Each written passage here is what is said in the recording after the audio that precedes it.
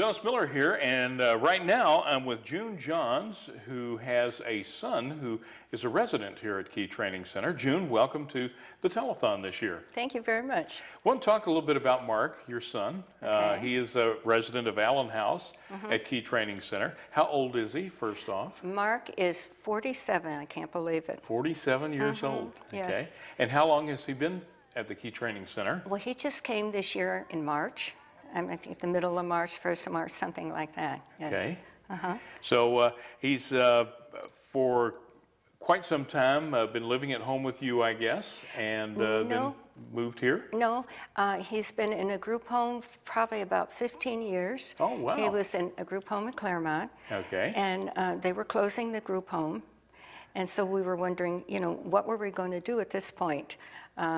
Those homes in our area weren't up to what we really needed for Mark. And they were run by an individual.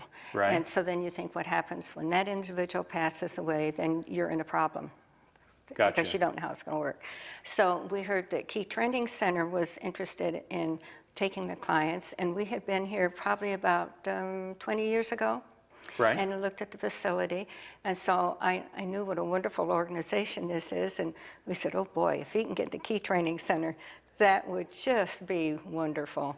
So it worked out that we did get Mark in here, and he had an interview with the staff, and we let him answer all the questions.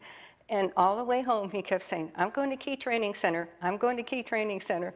And I think, what do we do if it doesn't work out? But it did. It did? Yes. And he's a resident now? Yes. Okay. Yes. He likes it Tell very me a little bit about his growing up years and early on. Okay. Well, he was about 10 months old when he started having what they call grand mal seizures. He'd get real quiet, his fingernails would turn blue, his lips would turn blue, and we found out that he was an epileptic. And we had him under medication, and through the years there'd be like maybe 2 years with no seizure, one would not. But then when it came the time to put him into school, there were no schools at that time. When he was born in 1962. So you see, there wasn't anything there at that time. So we kind of struggled around with daycares and ended up in Montanari Clinical School in Hialeah. And he was there until he graduated from that facility and then went into Quest, which was by that time the school system. And you could stay there till you were 21. Right. And then they told us, you better get him on the waiting list to go to workshop because there's X number of people. So we only had to wait like 2 weeks after he graduated, and then he went to workshop and then lived at home for, maybe 3 or 4 years. And then when our daughter went to college, he said he wanted to go into group home. So then we started looking for group homes for him to go into. What's some of the benefits of a group home that he enjoys? Oh, well, what he enjoys is that he has a life of his own. That's the first thing. He feels like he's like his sister, he's on his own, he's not at home. And he likes to go to the workshop. That's his work. He's very proud of what he does at the workshop.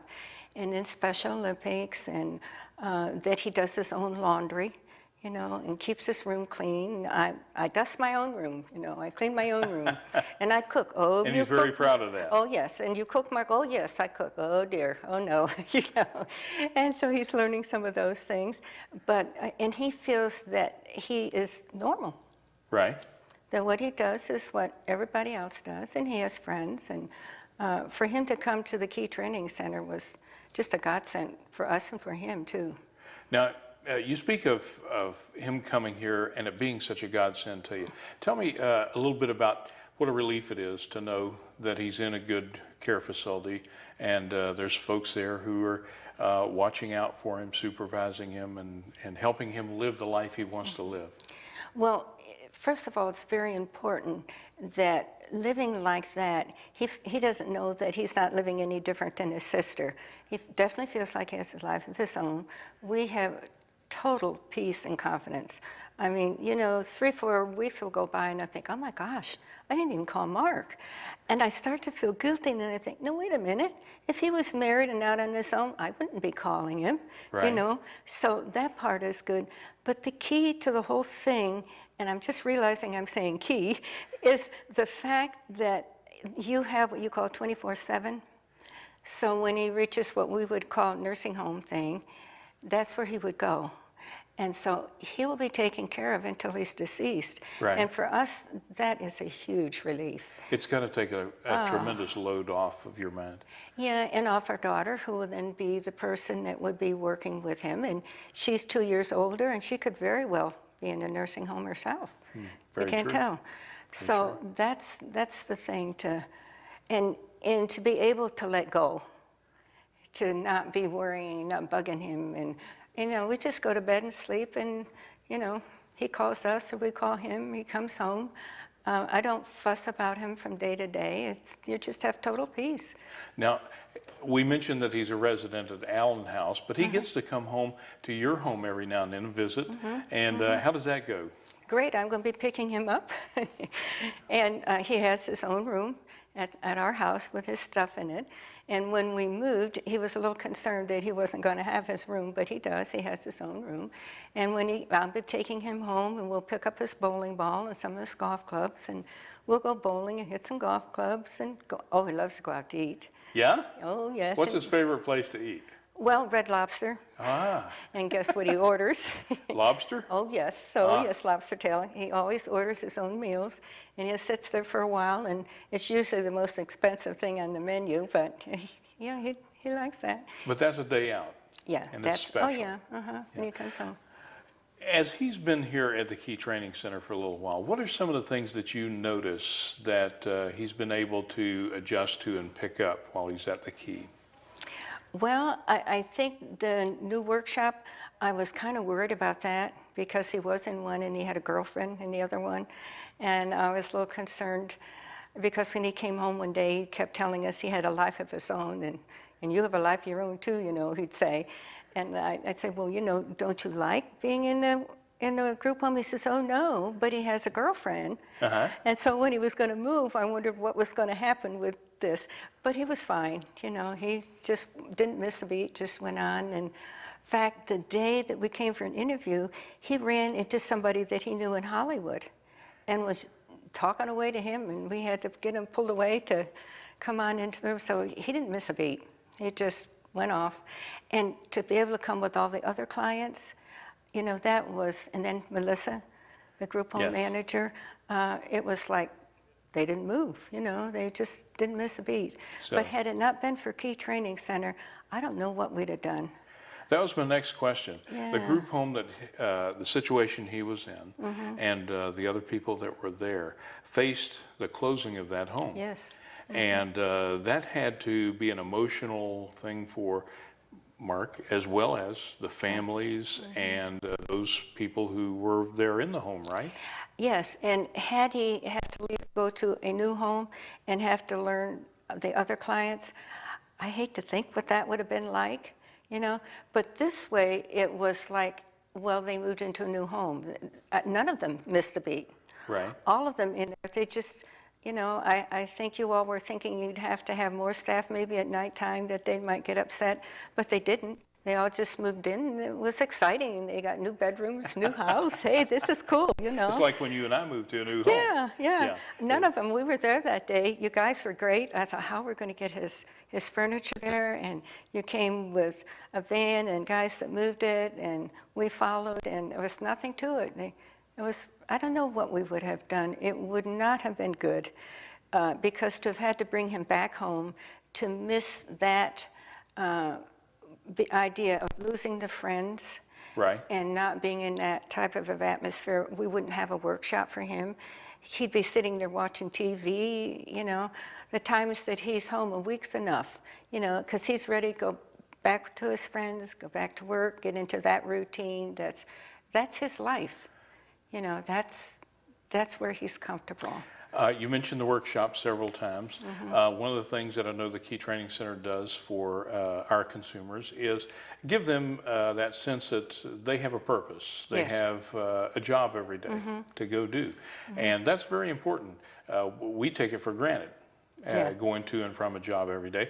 But for them, it's an exciting thing. Oh, and to get the paycheck. And you get a paycheck, Oh, too. yes, definitely. Yes, he gets Yes. a paycheck Yeah. for working in the workshop. And one of the things that happened was where he was, he didn't get any other education, and Mark can read and he knows math to a certain point. But I noticed he was losing some of those skills.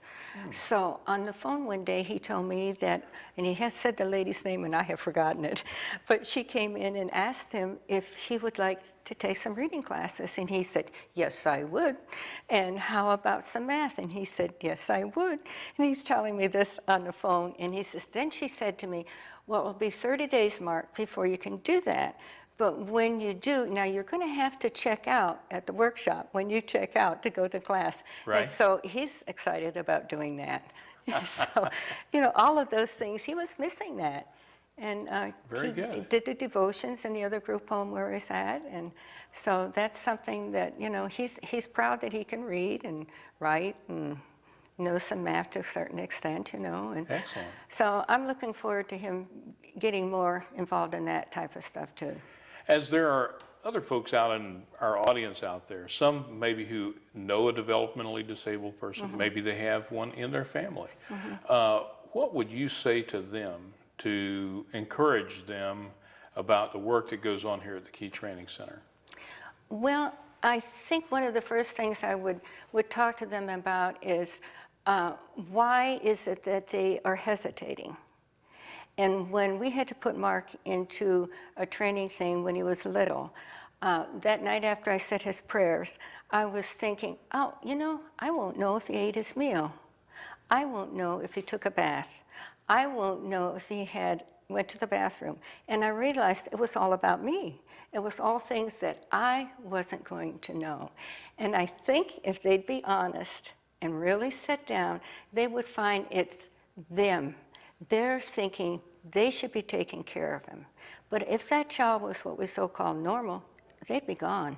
So if there's an opportunity for them to let their child have a life of their own in with their peers, they're going to grow so much more and be so much happier. And the parents will be too, because there is going to come a time if they don't, they're going to be gone. And then that child is going to have to deal with the passing of their parents and going into a home. If they do it now, it makes it so much easier. It makes it much easier. Oh, yeah. And you can help them realize that this is their life, and they get comfortable with it. And as Mark will tell you, he has a life of his own. He doesn't want you to mess with his life. So, you know, and you have to take yourself out of the picture. That's what I would try and encourage them to do. But as a parent, you look at it that you should be doing that because that's your responsibility. But your responsibility is to help them fit into this world and to be able to have a life of your own. And they can't find any better place than Key Training Center because of the whole program that you have is fantastic. Well, June, I want to thank you for being on the telethon with us Well, this year. thank you. Sharing Yes. Mark's story and Yes. Your thoughts about Key Training Center. Okay, thank you very much. Again, our guest has been June Johns, and her son Mark is a resident here at Key at the Allen House. And let's go back and join our telethon in progress.